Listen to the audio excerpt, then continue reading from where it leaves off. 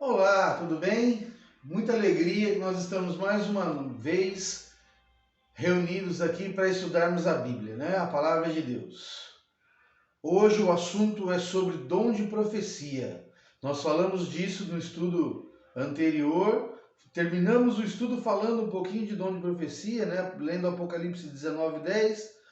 E hoje nós vamos tocar um pouco mais nesse assunto de dom de profecia, tá bom? Que é na Bíblia o testemunho de Jesus, tá certo? Então, para a gente começar, nós vamos para a primeira pergunta que diz o seguinte: como Deus se comunicava depois do pecado com sua igreja?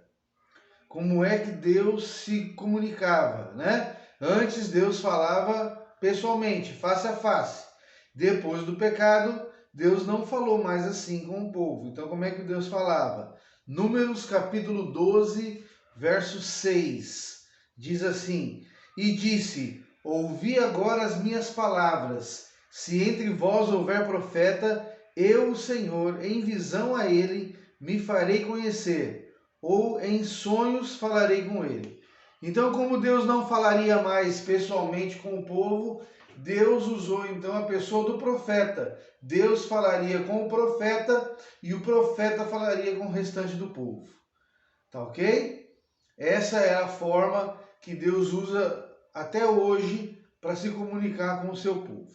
Tá bom? Ele usa os profetas para isso. Tá bom? Quais são os dons que Deus deu à igreja? Deus deu dons à igreja. Vamos olhar no livro de Efésios, melhor dizendo. Efésios capítulo 4, versos de 11 a 13. 4, de 11 a 13. Diz assim: E ele mesmo concedeu uns para apóstolos, outros para profetas, outros para evangelistas e outros para pastores e mestres, com vistas ao aperfeiçoamento dos santos, para o desempenho do seu serviço, para a edificação do corpo de Cristo, até que todos cheguemos à unidade da fé e do pleno conhecimento do Filho de Deus, à perfeita varonilidade, à medida da estatura da plenitude de Cristo. Então Deus deu alguns dons para o estabelecimento e organização e desenvolvimento da igreja, e entre esses dons está o dom da profecia, do profeta, né? Alguns Deus chamou para mestres, para doutores, pastores, mas outros ele chamou para serem profetas, ok? Isso é importante a gente saber, tá bom? Vamos lá para a terceira pergunta então. O que fazem os falsos profetas para enganar o povo? Bom, se Deus estabeleceu os profetas, é muito lógico acreditar que Satanás, para enganar o povo, criaria aí os falsos profetas, ok? E como é que diz a Bíblia em Mateus 24, 24? Diz o seguinte: porque surgirão falsos cristos e falsos profetas, e farão grandes sinais e maravilhas, que, se possível fora, enganaria até os escolhidos. Então, os falsos profetas fazem sinais, maravilhas, milagres, aparentemente, né? Eu me lembro de um pregador que, onde ele passasse o paletó dele, as pessoas caíam, desmaiavam e tudo mais, né? Mas não é isso que a Bíblia diz. A Bíblia diz que os falsos cristos fariam sinais e grandes sinais e milagres para enganar o povo de Deus, para enganar as pessoas, para tirar as pessoas de Deus e levá-las para um lugar onde não fosse falado as coisas, apesar de usar o nome de Deus, mas não com o poder de Deus, não com a vontade de Deus, ok? Então você e eu precisamos estar de olhos abertos para não cairmos no engano dos falsos cristos e dos falsos profetas, ok? Vamos lá então. Características dos profetas verdadeiros. Quais são as características do profeta verdadeiro? Do falso a gente viu que ele quer salvar, perder o povo, né? Ele quer fazer com que o povo se perca, ele quer enganar o povo, né? Agora, o profeta verdadeiro, nós vamos dar uma olhada em Mateus capítulo 7, verso 16. Mateus capítulo 7, verso 16.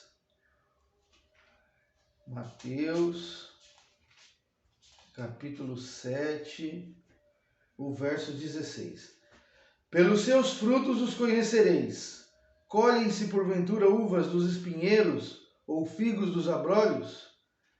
Pode uma pessoa ruim fazer coisas boas? Pode uma pessoa boa fazer coisas ruins? Então, a gente precisa entender que pelos frutos nós conhecemos as pessoas.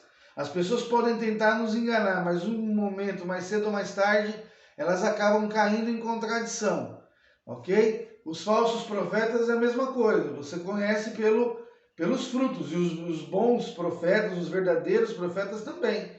É pelo fruto, é pelo viver aquilo que prega, por estar vivendo aquilo que ele prega. Ele fala uma coisa, mas ele vive aquilo dentro da sua casa, com sua família, com seus filhos, ok? Então, pelos frutos nós conheceremos as pessoas. O verdadeiro profeta também se identifica, se mostra pelos frutos que ele demonstra, tá bom? É só ficar de olho. É só ficar de olho no profeta que você vai descobrir se ele é um verdadeiro profeta ou não, ok? O próximo versículo que nós vamos ler aqui é Deuteronômio 18, 22. Vamos lá na Bíblia. Deuteronômio 18, 22. Deuteronômio 18, 22. 18, 22, que diz assim: sabe que quando esse profeta falar em nome do Senhor e a palavra dele se não cumprir, nem acontecer como profetizou, esta é a palavra que o Senhor não disse. Com soberba a falou tal profeta. Não tenhas temor dele. Quando um profeta fala uma coisa em nome de Deus, e essa coisa, esse ato, não acontece, é porque não veio da boca de Deus. Não veio da vontade de Deus. Veio da vontade própria do profeta. O homem falou o que quis, então ele é falso profeta. Eu me lembro uma vez quando eu estava numa igreja vendendo livros, numa igreja evangélica pentecostal, e o profeta lá, apareceu lá um profeta, e esse profeta começou a profetizar, e ele chegou bem pertinho de mim, olhou para mim com o microfone na mão, e ele falou o seguinte, falou assim: olha, você vai ser um grande missionário, você vai trabalhar fora do Brasil, muito logo, logo você vai para fora do Brasil. Muito bem, já se passaram aí aproximadamente 18 anos que isso aconteceu. Eu nunca saí do Brasil. Sempre trabalhei no norte e agora no nordeste do Brasil. Sempre. Nunca fui para nenhum lugar fora do Brasil. Para não dizer que eu nunca fui para fora do Brasil, eu fui para o Paraguai. Uma vez, mas não fui trabalhar. Eu estava de férias e eu estava num treinamento, melhor dizendo, eu estava trabalhando, porque eu estava num treinamento em Foz do Iguaçu, e num momento de folga ali eu dei uma corrida até o Paraguai, comprei algumas coisinhas e voltei. Foi só isso. Então esse profeta não era um profeta verdadeiro, porque ele falou uma coisa e Deus não revelou para ele. Ele falou com soberba, ele falou com arrogância, ele queria que aquilo acontecesse e tal, tá bom? Temos mais 2 versículos para terminar essa pergunta. Está em Isaías 8:20, que diz assim: a lei e ao testemunho, se eles não falarem desta maneira, jamais verão a alva. Então o verdadeiro profeta, ele fala conforme a lei e conforme o testemunho. Ele fala conforme a Bíblia. Ele não fala alguma coisa fora da Bíblia, contrário à Bíblia. Ele fala dentro da Bíblia. O que ele fala está na Bíblia, ok? 1 João 4:2 também diz assim: nisto reconhecereis o Espírito de Deus. Todo espírito que confessa que Jesus Cristo veio em carne é de Deus. O verdadeiro profeta entende que Jesus Cristo veio em carne e osso para a terra. Tem pessoas que dizem que Jesus veio em espírito. Então, o verdadeiro profeta é aquele que assume, aquele que confessa que Jesus veio em carne e osso. Tá certo? Tudo bem por aqui? Então tá bom. Vamos adiante.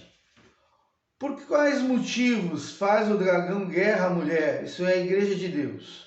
Apocalipse 12:17 diz o seguinte: e o dragão irou-se contra a mulher, que é a igreja, e foi fazer guerra ao resto da sua semente, os que guardam os mandamentos de Deus e têm o testemunho de Jesus. Satanás, que é o dragão, ele luta contra a igreja, ele guerreia contra a igreja, porque a igreja e a semente da igreja, que somos nós pregamos conforme a Bíblia. Falamos dos mandamentos de Deus e do testemunho de Jesus Cristo. E Satanás não quer isso, não quer essa pregação, porque essa pregação salva, essa pregação tira do pecado, essa salvação nos liberta de Satanás.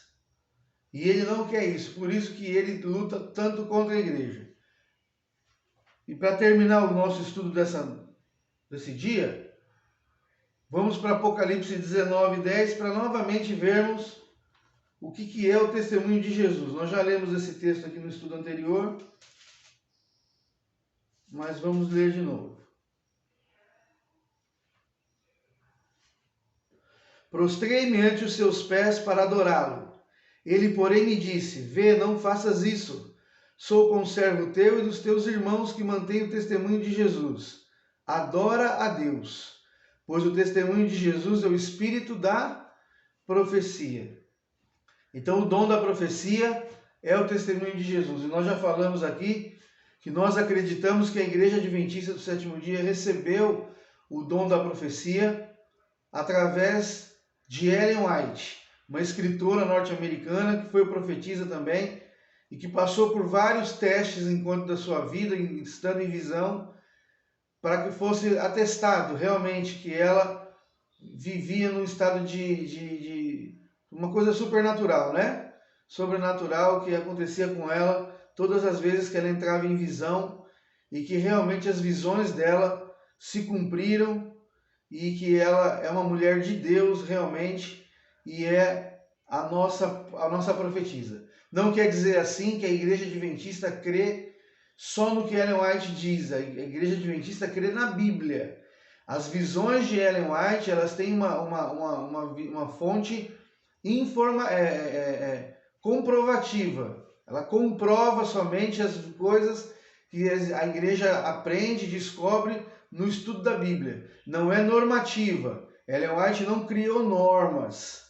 As normas da igreja, as regras da igreja, o manual da igreja, todo ele é baseado na Bíblia, ok?